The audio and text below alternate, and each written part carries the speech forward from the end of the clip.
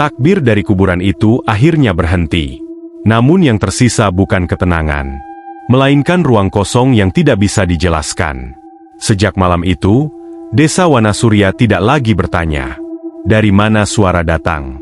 Warga hanya mulai bertanya, siapa yang akan menyusul? Piring-piring sahur masih terhidang. Nasi masih hangat. Air masih berembun di gelas. Tapi ada satu hal yang perlahan disadari semua orang. Bukan suara takbir yang paling menakutkan, melainkan ketika seseorang bangun sahur, dan orang di depannya tidak pernah menyentuh suapan terakhirnya. Dan malam ini, Ramadan kembali mengambil satu nama, tanpa pamit. Malam setelah takbir dari kuburan itu berlalu, Desa Wanasurya tidak pernah benar-benar kembali tenang. Takbir yang terdengar dari arah makam tua memang berhenti menjelang subuh. Tapi gema suaranya seolah tertinggal di udara, menempel di dinding rumah, meresap ke tanah, dan ikut masuk ke dada setiap orang yang masih terjaga malam itu. Raka tidak tidur sama sekali. Ia duduk di ruang tengah rumah kontrakan kecilnya. Lampu dimatikan, hanya cahaya dari jendela yang menerobos samar. Setiap kali ia memejamkan mata, bayangan kuburan itu muncul kembali. Barisan nisan tua, tanah yang seperti bernafas, dan suara takbir yang bukan berasal dari mulut manusia. Ketika suara kentongan sahur akhirnya dipukul, bunyinya terdengar ragu. Tidak sekuat biasanya. Seperti orang yang memukul sambil menoleh ke belakang. Warga tetap bangun. Api kompor menyala di banyak rumah. Bau nasi hangat dan air mendidih tercium tipis di udara pagi. Dari luar, Wanasurya terlihat normal. Terlalu normal. Raka keluar rumah ketika adzan subuh hampir berkumandang. Ia berniat ke masjid, meski kakinya terasa berat. Jalanan desa masih basah oleh embun. Beberapa pintu rumah terbuka. Di salah satu rumah, ia melihat pemandangan yang membuat langkahnya melambat. Sebuah meja makan kecil. 2 piring berisi nasi dan lauk sederhana masih terhidang. Asap tipis mengepul dari permukaannya, tanda makanan itu baru saja disiapkan. Segelas air hangat masih setengah penuh. Tapi kursi di depan meja kosong. Tidak ada orang. Raka menoleh ke sekeliling. Pintu rumah terbuka. Lampu dapur menyala. Tidak ada tanda perlawanan. Tidak ada suara. "Bu?" panggil Raka pelan. Meski ia tahu itu bukan rumah orang yang dikenalnya dekat. Tidak ada jawaban. Ia mundur perlahan dan melanjutkan berjalan menuju masjid. Di jalan, ia melihat hal serupa di rumah lain. Piring hangat. Kompor masih panas. Sendok belum dicuci. Dan selalu tidak ada orangnya. Di masjid, jamaah subuh lebih sedikit dari biasanya. Yang hadir datang dengan wajah tegang. Beberapa saling menatap tanpa bicara. Setelah sholat selesai, tidak ada yang langsung pulang. Mereka berdiri, duduk, saling berbisik. Ada yang lihat Pak Jaya. Bu Rini juga nggak kelihatan. Tadi sahur katanya bareng anaknya. Nama demi nama disebut. Semua dengan pola yang sama. Mereka hilang saat sahur. Bukan malam. Bukan tengah hari. Tepat di waktu perut masih hangat oleh makanan. Penjaga masjid datang terlambat pagi itu. Jalannya tertatih. Wajahnya semakin tua dibanding kemarin. Matanya cekung. Seolah ia tidak hanya kehilangan tidur, tapi juga sesuatu yang lebih dalam. Raka mendekatinya. "Pak," suara Raka ditahan, "ini ada hubungannya sama yang kemarin malam."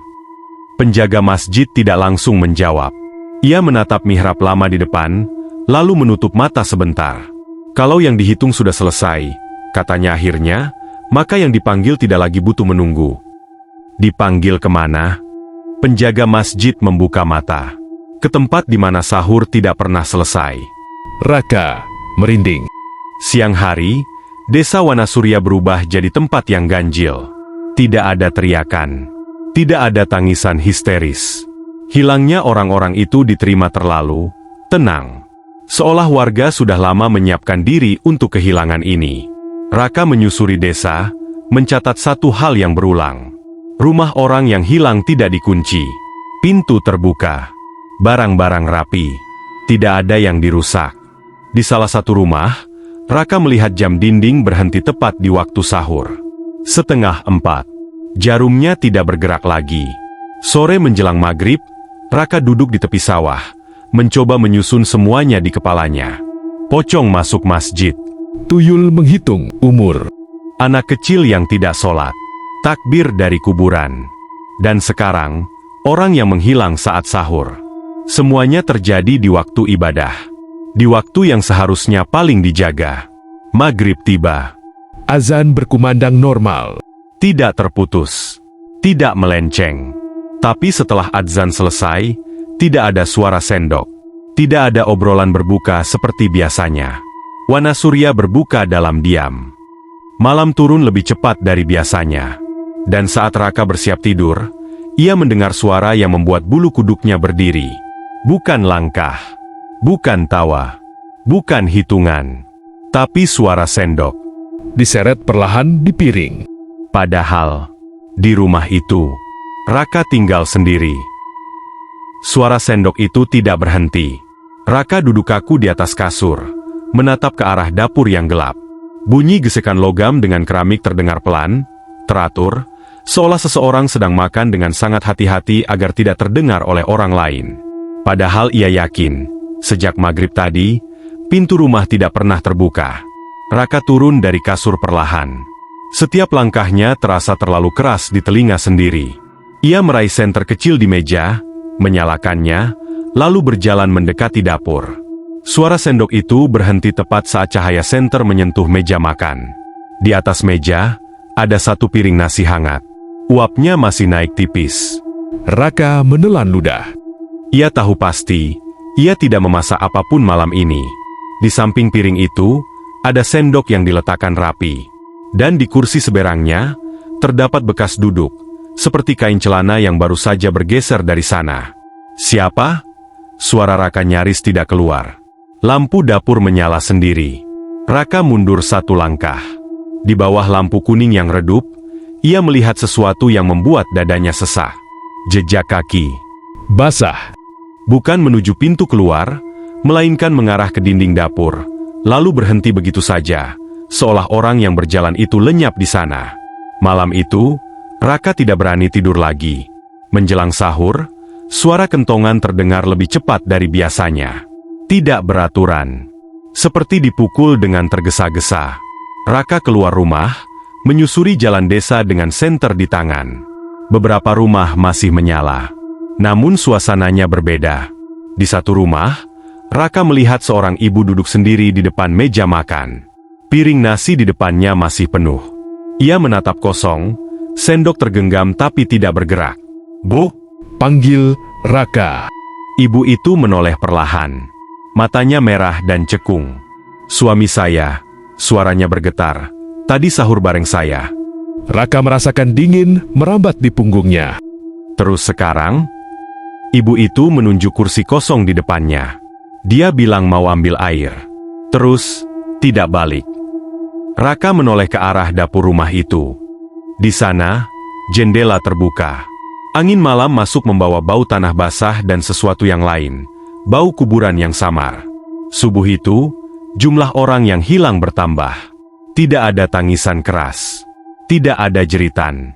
Yang tersisa hanya wajah-wajah lelah dan mata yang menolak percaya. Penjaga masjid akhirnya mengumpulkan warga di serambi. Yang hilang, katanya dengan suara berat, tidak diculik. Warga terdiam. Mereka dijemput. "Dijemput siapa?" tanya seseorang. Penjaga masjid menghela nafas panjang. Oleh waktu yang sudah habis. Raka melangkah maju. "Pak, sahur itu waktunya orang bertahan.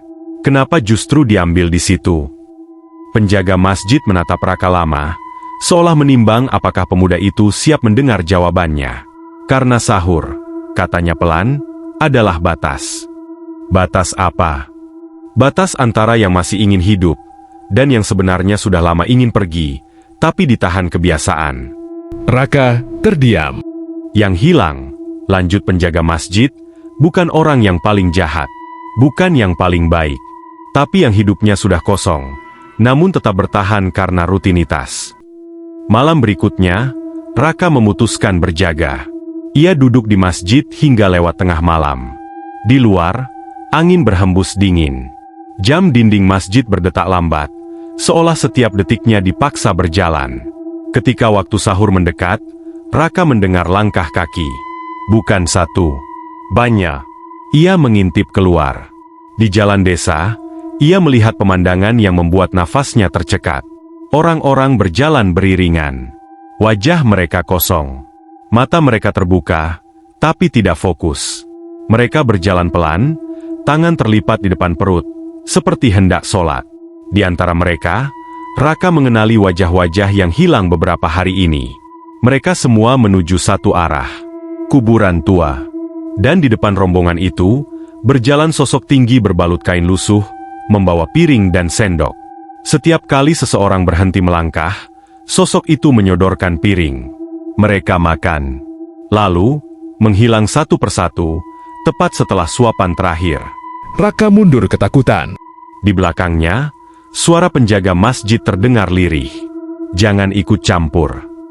Kalau tidak dihentikan, Raka berbisik panik. Desa ini habis. Penjaga masjid menatap rombongan itu dengan mata berkaca-kaca. Ramadan ini, katanya, bukan tentang yang datang, tapi tentang yang pergi. Saat adzan subuh berkumandang, rombongan itu lenyap. Kuburan kembali sunyi. Namun di tanah makam, Raka melihat sesuatu yang membuat dadanya serasa diremas. Jejak-jejak kaki, berhenti di satu nisan kosong. Tanpa nama, tanpa tanggal.